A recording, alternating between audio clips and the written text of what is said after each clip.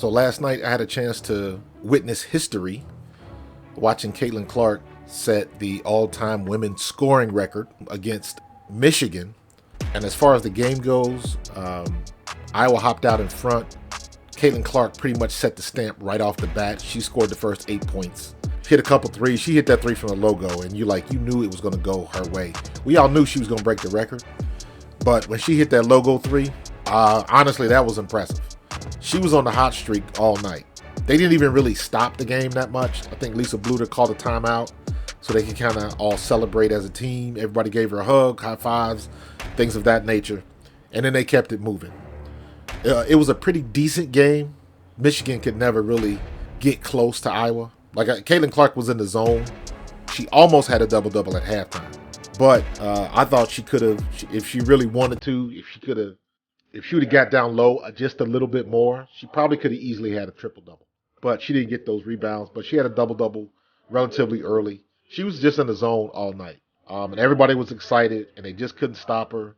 Michigan tried to bring it close a couple times, but never really offered any opposition to Iowa. They pretty much just had their way, and they took this lead. It was a good game, all the pomp and circumstance when she broke the record after the game.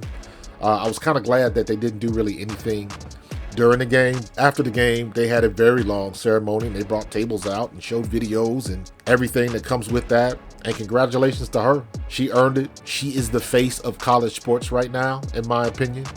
I don't think there is another college athlete bigger than Caitlin Clark right now, period. I'm trying to think of them. I was going to say maybe Caleb Williams because of all of the press he's getting about going to the NFL and the whole Chicago situation, but I wouldn't even put him on that level. I don't think there's anybody in college right now who's as recognizable as Caitlin Clark. Nobody. I can't think of anybody offhand. And that's saying a lot, especially when you're talking about the women's game. Caitlin Clark just came along at the perfect time. She is this era of college sports with NIL and everything that's going on with that with the NCAA. This is the NCAA's version of LeBron. And I say that not meaning that she has the talent level of LeBron or anything like that. I'm talking about her marketability.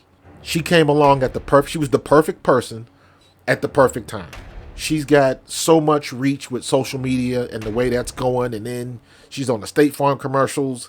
Her reach is immeasurable right now. And it just, all of the stars align with everything that went on with LSU last year and them really beating Iowa in the championship game. That just pretty much made her star shine a little bit brighter. Because obviously somebody had to be a villain, and they just kind of deemed her the protagonist, you know what I mean?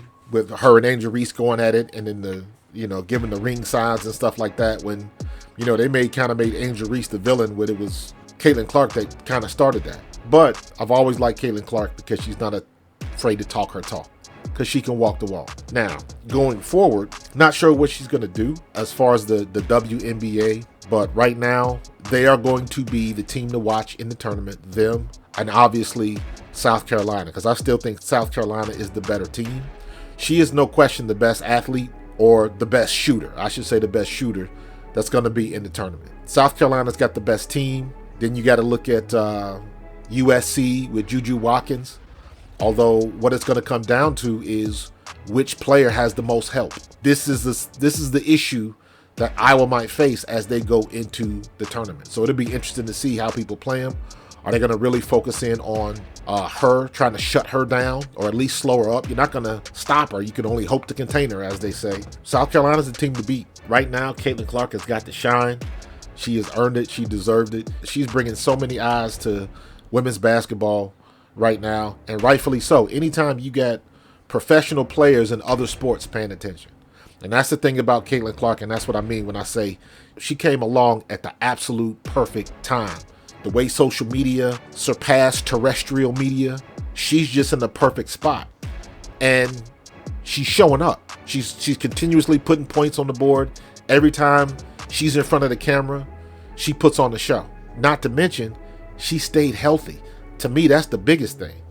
She would not have any of these records if she didn't stay healthy. And especially in today's era of sports, when there's so many other distractions when people now aren't in the gym as much because they're going on their media tour or doing influencer things on TikTok and things of that nature, people aren't putting as much time in the gym into their craft. She does. So she came along at the perfect time. She's got the perfect personality, and she's making it work. Congratulations to her. I'm very interested to see what she's going to do in the tournament. It would not surprise me if this year the women's game gets more attention than the men's game because of her. And that's the way it should be.